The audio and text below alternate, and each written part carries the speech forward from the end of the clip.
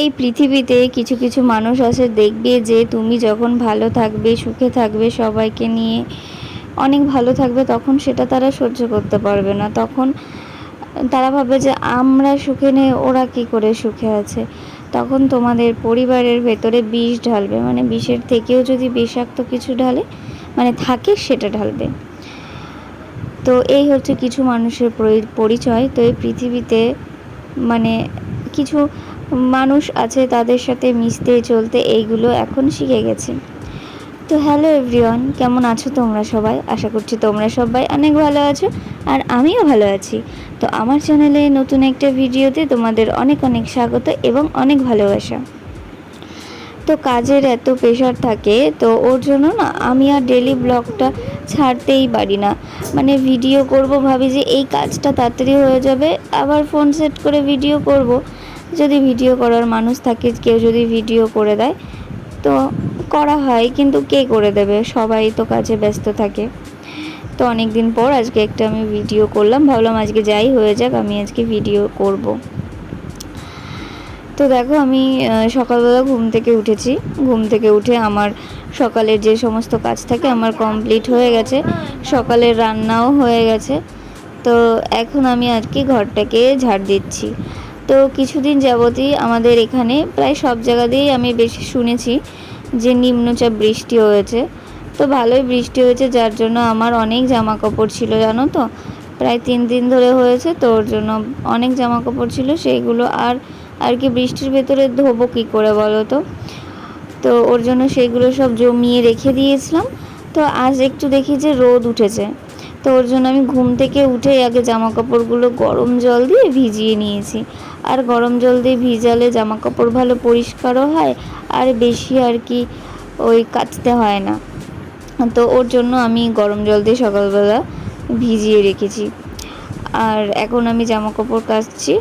কাচার পরে এদিকে মাম্মাম ঘুম থেকে উঠেছে, অনেক সময় হয়েছে ঘুম থেকে উঠেছে। ওকে আমি ঘরে খাবার দিয়ে এসেছি, যে ও খাবারটা খেতে থাক, এর ভেতরে আর কি আমার কাচা হয়ে যাবে। ও ভীষণই বায়না করে খাওয়ার জন্য, জোর করতে হয়, কিন্তু আজকে দেখি ও নিজে থেকেই বলছে যে আমি একাই খাচ্ছি। আমি ভাবলাম যাক ভালো হলো, তাহলে একা একাই খাক। তো ওকে খেতে দিয়ে আমি এখানে চলে এসেছি জামা কাপড়গুলো মেলতে। আর জামা কাপড়গুলো মেলতে মেলতে জানো তো মেঘে আবার ঘিরে এসেছে, আর আমার মনটা খারাপ হয়ে গেল যে জামা কাপড়গুলো যদি না শুকায় তাহলে কি হবে। আমি এত জামা কাপড় ভিজিয়েছি, এইগুলো আর কি কোথা দিয়ে আমি টেনে নিয়ে বেড়াবো। তো তাও আমি ভাবলাম যে যাক আমি মেলে দিই, বৃষ্টি আসবে আসবে, ভিজবে, যা হবে হবে, আমি আর তুলবো না। দিয়ে তারপরে যাই হোক, পরে আবার রোদ হয়েছিল, আমার জামা কাপড়গুলো শুকিয়েও গেছিলো, একটা জামা কাপড়ও ভিজে ছিল না, বেশ ভালোই রোদ উঠেছিল পরেক্ষণে। তো ভালোই হলো। আর এই দিকে জানো তো আমি এই দেখো এই বালিশের ওয়ারটা আর কি অনেক দিনের, তো মনে হচ্ছে কেমন আর কি ওই জল দিয়ে ভিজিয়েছি, দিয়ে ব্রাশ দিয়ে ডলা দিয়েছি, আর ছিঁড়ে গেছে, যেই আমি একটু ঝাড়া দিয়েছি আর ওইটা ছিঁড়েই গেছে পুরোটা। তা আমি আবার হাত দিয়ে আর কি টেনে ছিঁড়ে দিলাম। তো এইদিকে দেখো মাম্মাম চলে এসছে, ওর খাওয়া কমপ্লিট হয়ে গেছে, ও চলে এসছে। ও একটু আমাকে ছাড়া থাকবে না, সবসময় আমার কাছেই থাকবে। তো ওকে আমি বাড়ি নিয়ে আসলাম, বললাম যে তুমি ছাদে কেন এসছো, ছাদ গরম। দিয়ে তারপরে ওকে নিয়ে আসলাম, আসার পরে তারপরে ওকে আমি একটু ঘরে টিভি চালিয়ে দিয়েছি, আর এইদিকে আমি ঘরটাকে মুছে নেবো। তো ঘরটা না মুছলে ভালো লাগে না, আর কয়দিন ধরে তো মোছাই হচ্ছে না, তাও মোছা হয় সকালবেলা করে, পাখা চালিয়ে দিই। এমনিও আমি মুছলে না পাখাটা চালিয়ে দিই, তাহলে কি হয় বলো তো, তাড়াতাড়ি করে শুকিয়ে যায়, আর হচ্ছে কি ঘরে কেউ ঢুকলেও অসুবিধা হয় না। আর ভিজে থাকলে সেই ঘরে যদি পাড়া দেয় না, কাদা কাদা হয়ে যায়, ভালো লাগে না, মানে কষ্টের কোনো দামই থাকে না, যে ঘরটাকে মুছলাম দিয়ে আবার নোংরা হয়ে গেল, সেরকম আর কি। তো আজ যেহেতু শনিবার, তো শনিবারে আমরা আর কি নিরামিষ খাই, সব আর কি ধুই, পরিষ্কার করি।